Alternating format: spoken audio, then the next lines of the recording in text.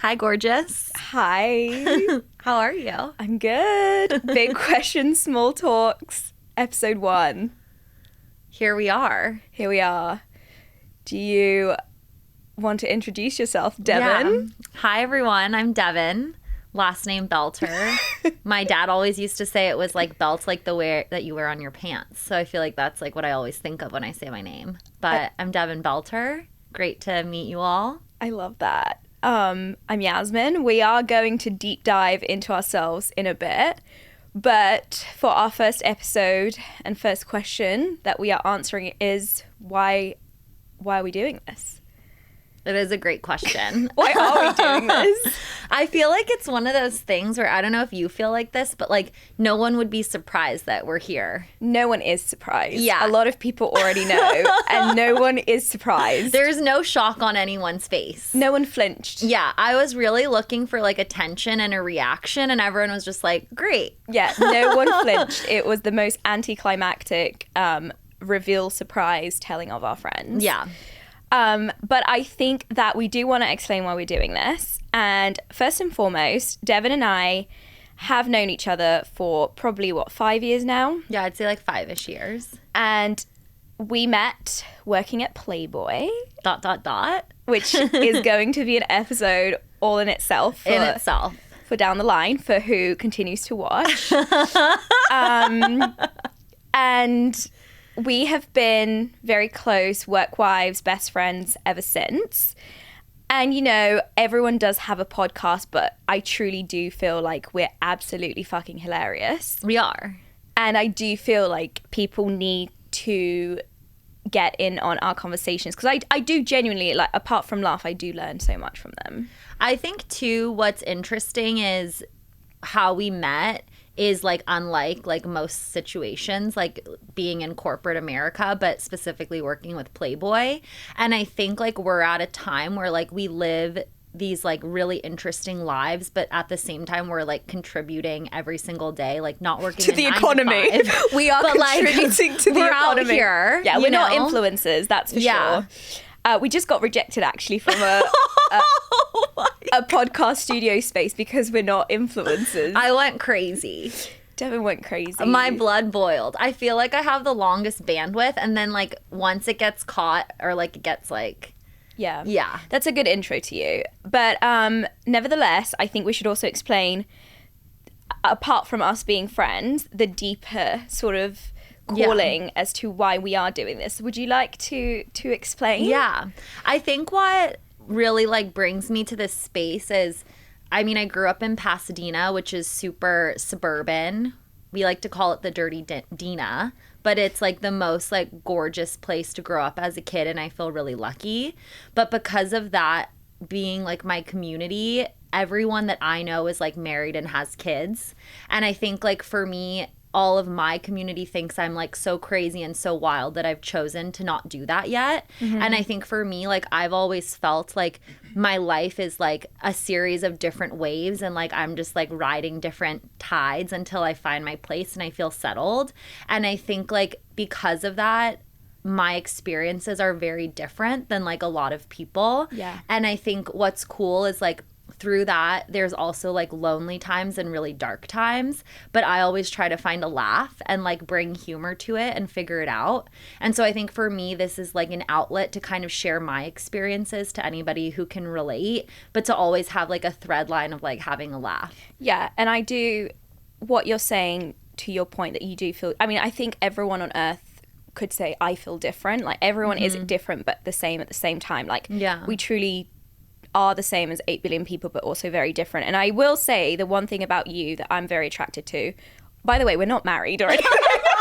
I'm attracted to you too. We're not married, but I am attracted to the fact that, like, for me as a foreigner coming here, which we can kind of delve into in a bit, but it's very hard to connect with Americans, although I did marry one. Maybe it is because your mum's English, or like you are quite different, and I find in you a bit of British humor that I don't find in anyone else in America. It's like dark and dry. It's very dark. I'm not dry. Very dark, very sarcastic, very self-deprecating, and it's been really nice to find that in someone who is American but has the exact humor that I have brought with me from the UK. So I love your impetus to do this. Thank you. I think too, not to like just rev you up, but I think that's what really attracted me to you is like you have such a great way of like not taking everything so serious, which I think a lot of like women our age, I hate to say that, like everything's so serious. And like you look at life with like such like optimism and excitement and joy, and it radiates. And I think like I feel like such a magnet to you for that. Like whenever we hang out, I feel like so enlightened in the sense that I'm like excited about what's next. And like you just don't find that. Are we gonna cry on our first episode? Also, just to add, what about when I always say like, do you think I'm attractive? Like, would yes, you are attractive. I wouldn't want to be with you, but you are attractive. Okay, yes. Should we put you on the spot now? Okay. Well, we are on the fucking spot, aren't we? I am doing this because I have always been a creative person whilst telling myself I'm not a creative person, which has been very confusing to those around me because they can see that I am creative inherently, but I don't feel like I am. And I think the reason I don't feel like I am is because of my career. I have always been around truly creative people and producers and people who can really like do things, and I just never felt like I measured up to that sort of identity of like I'm a creative.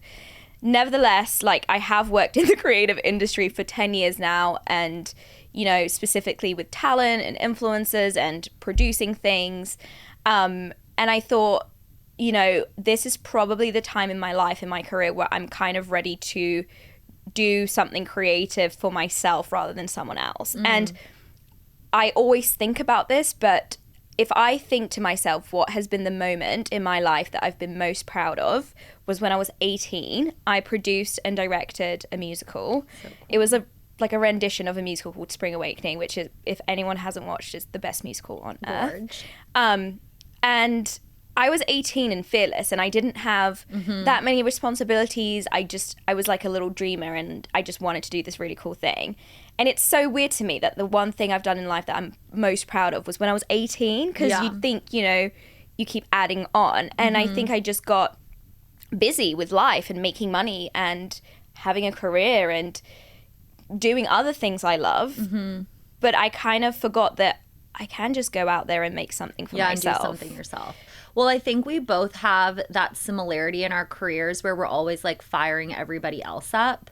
If it's like producing creative or like being on set, booking models, like anything to do with like production, like I feel like we're always like back of house making all the things happen. But then, because I feel like that too, where sometimes I'm like, wait, I'm doing all of this for others. Like, what am I doing for myself? So true. Like in the last 10 years where I've worked with, you know, in the industry that we're in, the amount of women specifically that have come to me and said, you've made my dreams come true with this job or with this opportunity you've given me. And that has been the nicest feeling. But at the same time, it's been kind of weird because I'm like, I'm so happy I was able to make your dreams come true. But then I think, I don't know what my dreams are.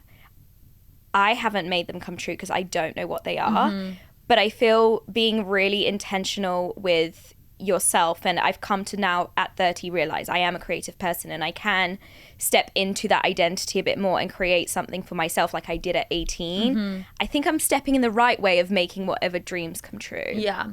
I think too, it's interesting because we work in creative backgrounds, you almost have to have an ego to be like, I'm creative, where I feel like I don't feel like confident enough to say that. I don't. So it's exploring that. I'm also just really bad with traditional creativity, like drawing and painting. And, I'm like horrific. And you know, going back to the time of when I was 18 and 17 and 16, like I used to be really into photography and media and video making, and I won competitions. Like I won a Canon camera on a competition, and I've never done that since then. And I'm just like, why? Like, what has been the barrier? And I think maybe talking to you in these episodes, maybe we'll find out a bit more. I think we just needed to start and go on this journey together, but that's why we're here. Because it's scary to start. Let's talk about starting.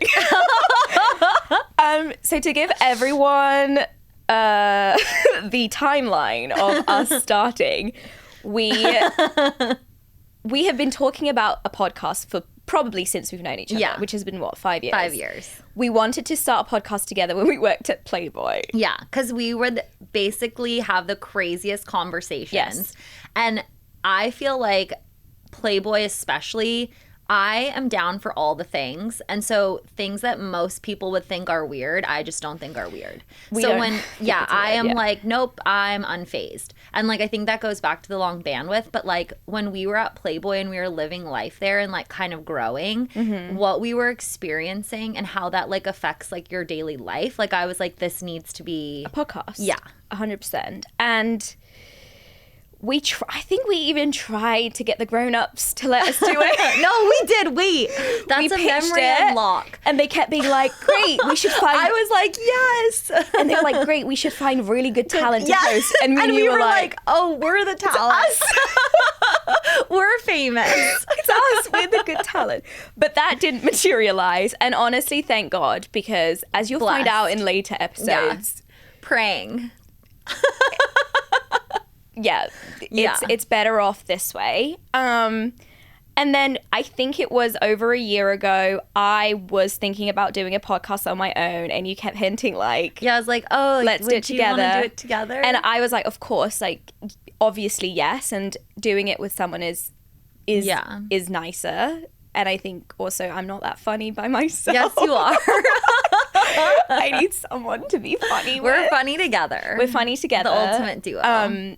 And then we did a photo shoot because we love a shoot. Yeah, we love producing our own content. Historicals. We just don't really post it. In fact, our Instagrams they might not be in a week, but they're on private. And oh yeah, we need to go public. So we like taking content, but we don't necessarily do much with it. So we did a shoot and we were like, great, we'll launch the podcast with this photo shoot. Yeah. And we just never did because we were just so busy last year. I think that's such a testament, which is to like our lives though, is like we would actually pay to produce like a beautiful photo shoot and then just sit on the assets because like we actually just didn't have the time. We didn't have the time. And like to be thoughtful. But I also like, I think where I was in my personal life last year, I'm selfishly glad that we waited because I think the energy I was bringing would be different than the energy I'm bringing now. For sure. And I love podcasts. I've been listening for about 2 years diligently to all the podcasts I love. And I feel that I've learned a lot from just being a consumer of it. And I eventually did start working in the industry, like behind the scenes. So I do feel everything happens for a reason, and I do feel like we're more prepared than ever this time round. Yeah. But also just back to the point of starting, we are more prepped now, not because we're more prepared, but because we are more willing to say we don't know what we're doing, we don't know necessarily what we're going to talk about, but we need to start and then we'll figure it out. Yeah. Like we're not going to get good at this until we just try, and then we'll see what we need to improve. And I think the really exciting thing also is taking people on this journey with us. Like, I hope in 5 years when we're still sitting here in Burbank, people will be like, oh my God, this is so much better than their first episode. I think so too. But I also feel like it's very us. Like, it's just like very raw and real and like unscripted. And I think like that's the best is like we're just us. Yes. Something you said that I think's really interesting is like when we were at Playboy and we were like trying to be the talent and they were like, you're not. It's kind of like 10 years ago, I wrote a coffee table book and I was pitching it to publishers and all the publishers were like, well, who are you? Like, you're a nobody. And I think what is crazy is sometimes you don't have to be somebody to have a voice and to have experience and to share and to be relatable. So I think for me also going back to the first question with the why is that sometimes we put these people on pedestals and they're actually just like us.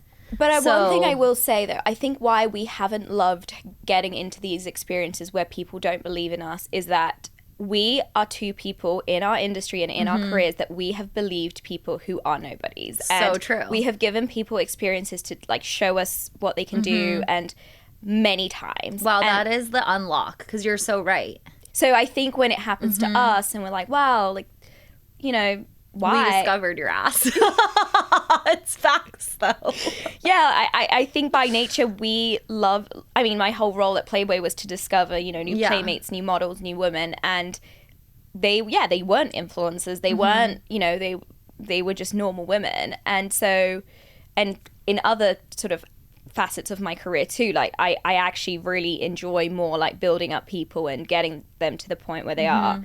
So it's just been weird a few times, I think, in my life when, you know, going into things and people not really believing us. But also it doesn't affect me that much. Like I'm not going home literally crying. don't care. Yeah, it doesn't phase us that much. Yeah. We're just like, oh, okay, we'll just try something else. Yeah.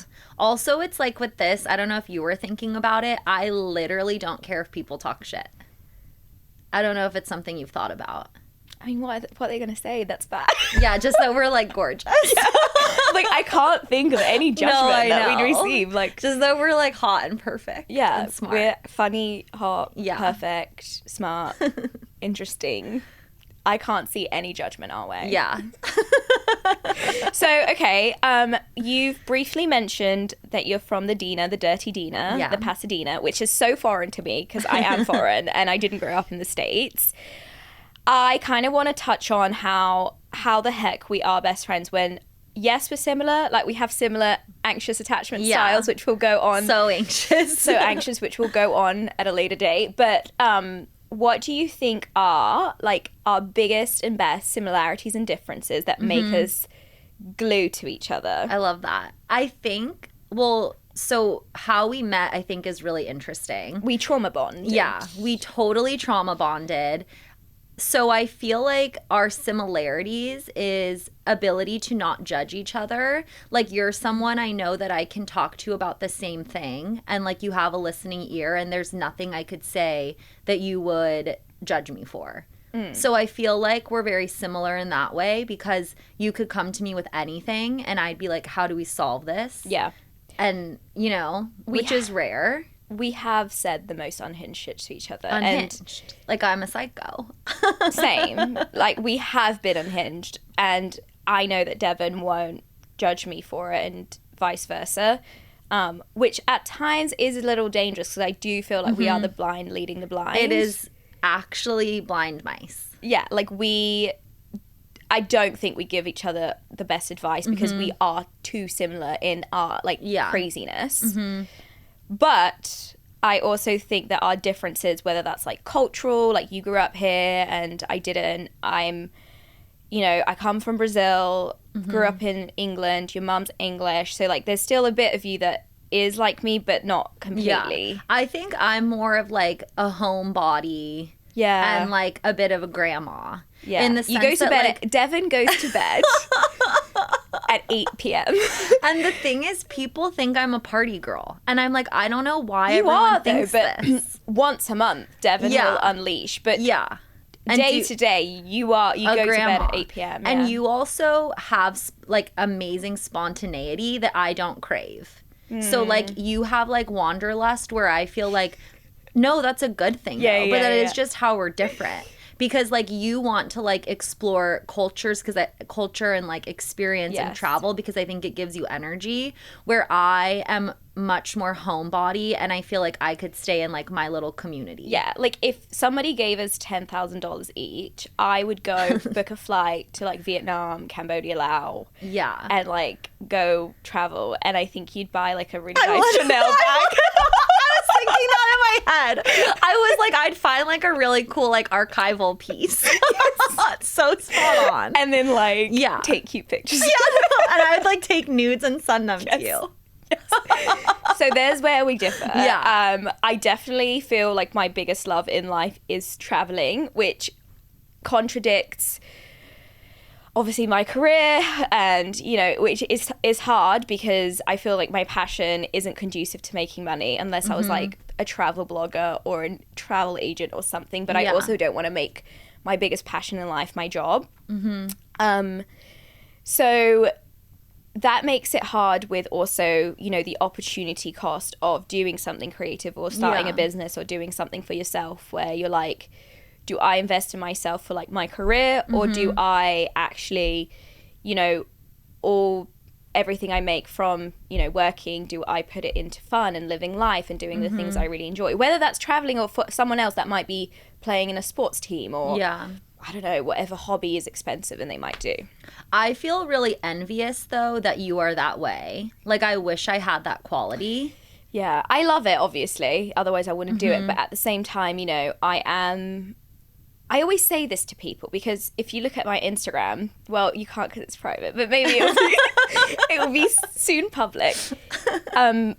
It's obviously, you know, if I was an influencer, that would be my niche, like travel. Right. And people are like, oh my God, when I grow up, I want to be like you live this life I want to live. And for sure, like, I get why they say that, because I love my life and I love traveling and I love doing the things I do.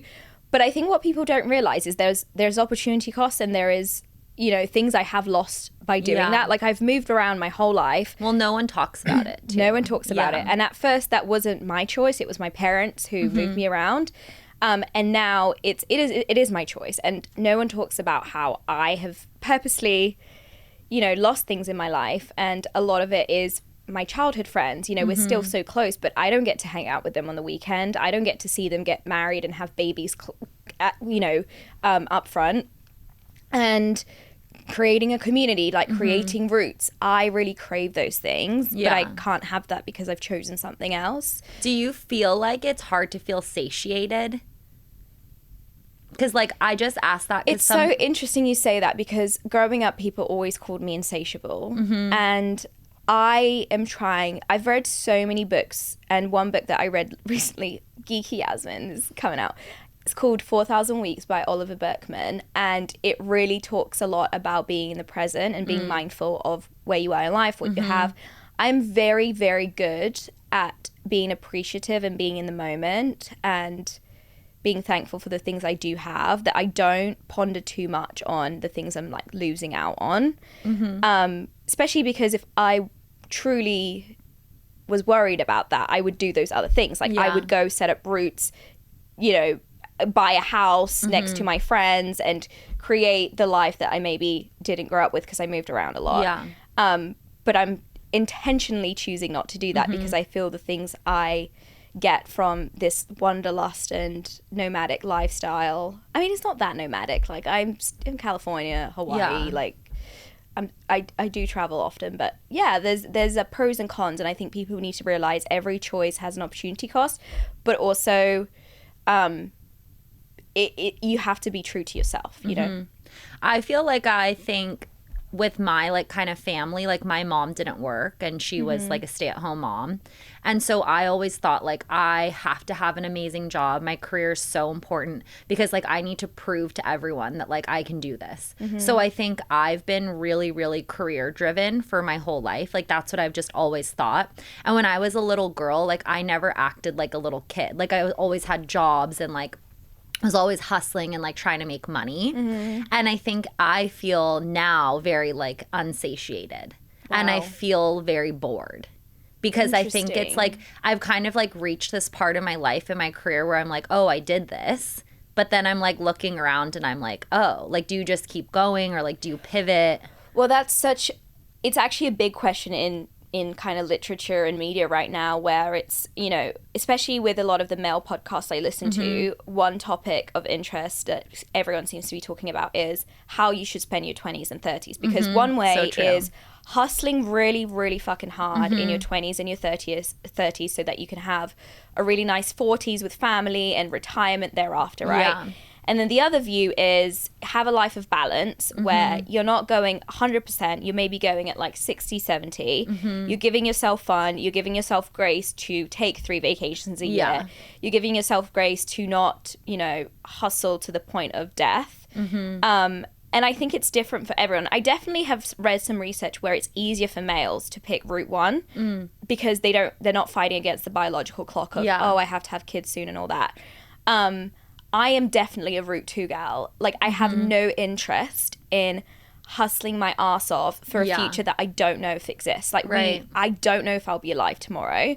So I just have no interest in killing myself over something that I don't know if in 20 years, you know, will I be here? Yeah. So I have always given myself a lot of balance in life. I mean, I work hard, but I enjoy life a lot. And I think maybe it's cultural.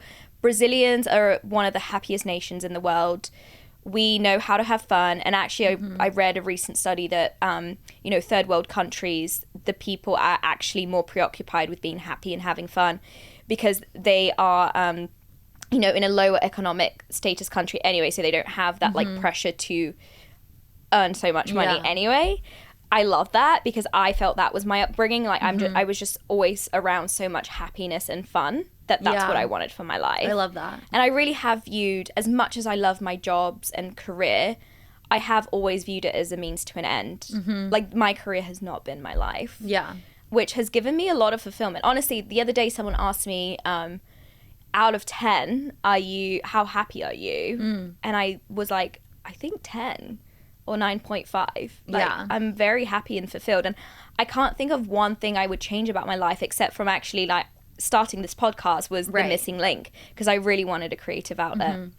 I love that you said that because it reminds me of when we were talking yesterday about happiness versus joy. Yeah. And I think for me, I find joy every day in things where like people will hang out with me and be like, oh my gosh, you're talking to like your barista, or like I will talk to a random person on the street and like that brings me a lot of joy.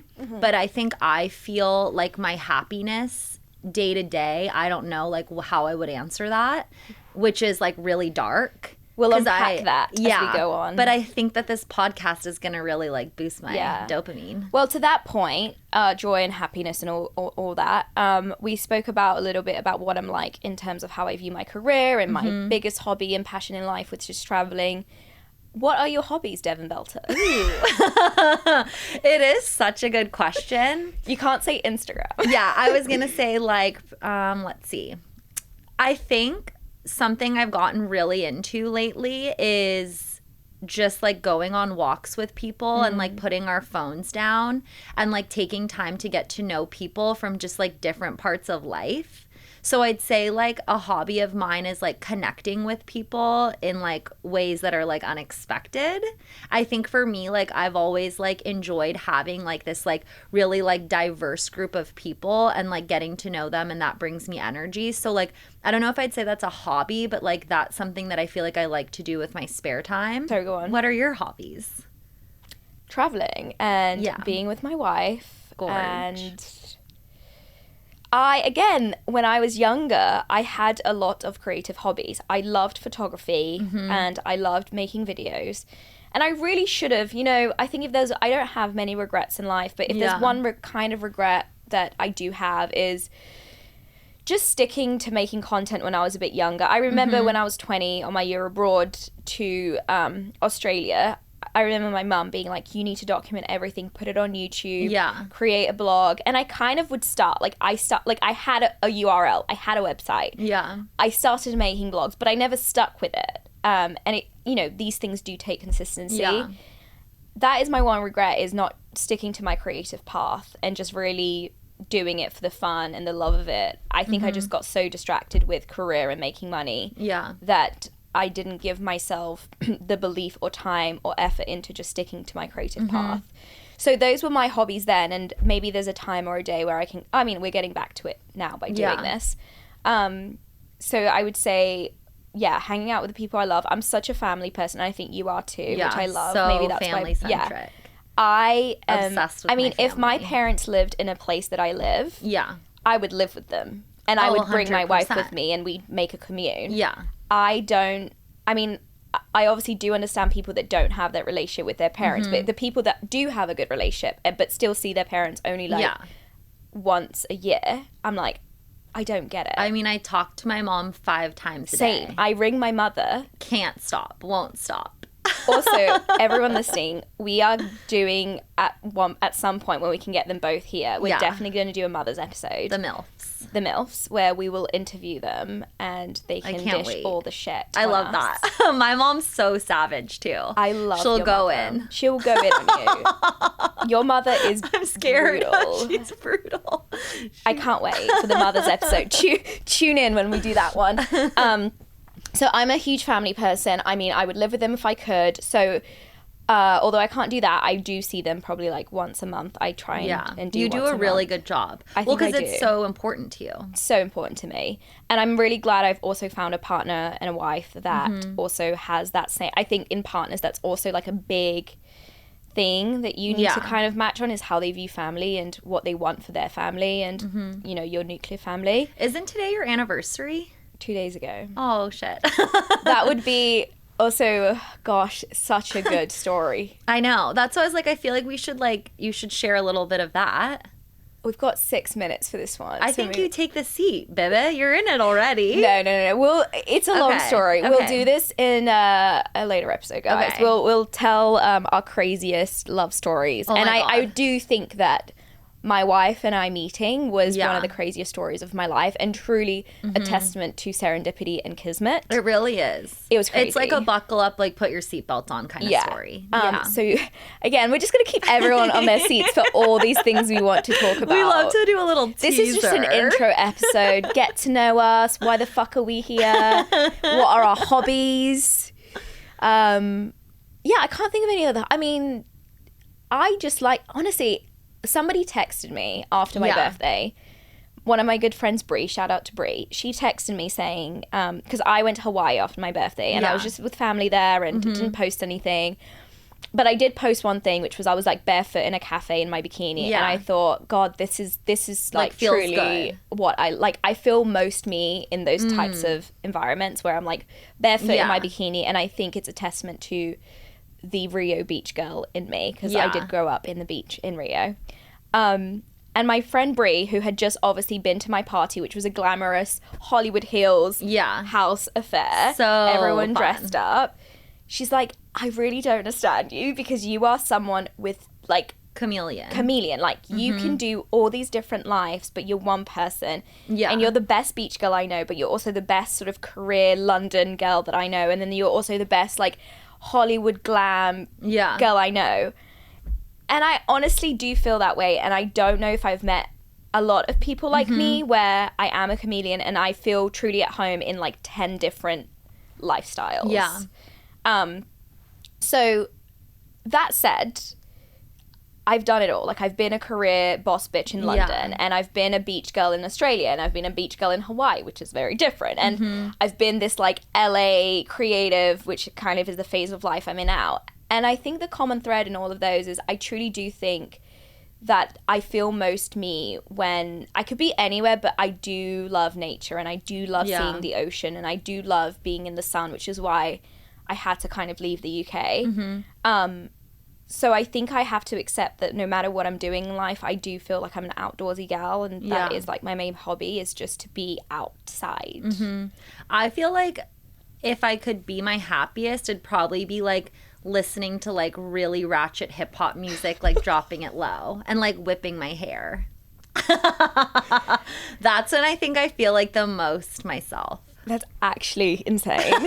Like, Devon, like, let's get deep and figure out, like, your true self. And you're like, it's ratchet hip-hop music. Like, that's me. See, that's maybe our difference. Yeah, okay. Yeah, there's our difference, guys. I think we should wrap up this intro episode. But one thing we do want to do for this episode and going forward is at the end of every episode, we're going to ask each other a question that we don't know. Yeah. Relating to that episode's question. So obviously this episode, our main question was, why the fuck are we doing this? Yeah. So, Devon. Yes, my darling. question for you is, wait, I wrote it down. Oh, okay. This is a fun one. What would your dream guest be if we can ever get to a point where we can get any guests to join us? What would your dream guest be for this podcast? So the thing is, like, if I could choose a dream guest, be like, no, A$AP it Rocky. it would probably be someone like Gunna. But like, if I could do anyone in the world, she's passed, but it would be Princess Diana. And the reason, I think we need a live guest. Okay, then maybe Gunna. Stormzy. Like, I would want to bring on Fetty Wap. Yeah, like just like a really cool. You can do that episode like artist. Alone with them, because I'd have nothing. I'd be like, so do you like hiking? I think when I think about that question, like the reason why I go to Princess Diana, so I need to just like think of someone that's like that, that's a woman in our life, is I feel like she was such an entrepreneur. She was also a mom, and then she was disruptive in like who she was. Yeah. And she just showed up, like she dressed sexy, she did whatever she wanted. Like it sounds silly, but like I don't think that there's like a ton of women right now that I think of that are like that. Yeah. So maybe that's like my own issue, but I think that if I could bring anyone on, I'd love to bring on like a hip hop artist. I love that. So stay tuned. You can I'll be in your DMs. You can take the floor on that one, Dev. Do you have any questions for me? Yeah. So I think what's the most interesting is like how you talk about you wanted to do this to feel creative again, and like how you've navigated that in your career and just like in your personal life. So if you were fearless and like there was no worry about like what was going to happen, like what do you think you would want to do like tomorrow with your life? I do feel like I'm living a dream life. Like if 10 years ago I could have said, what do I want to do in 10 years, is living the life I'm living. I think the one thing that was missing was just having something for myself, something that we can put out there and say, this is ours, it's our baby. Yeah. We made this and we are going on this journey to grow this child and stick to it and be consistent. That was a missing link in my life. Yeah. I don't think that it was fear that was holding me back, because now at 30, and I think similarly with you, we are both in an age and stage of life where I don't think we're particularly fearful of anything. No. I think it was just honestly time and knowing where and how to put our resources of, okay, if I do this, you know, this is what my life's going to look like. Yeah. And it was really just timing and,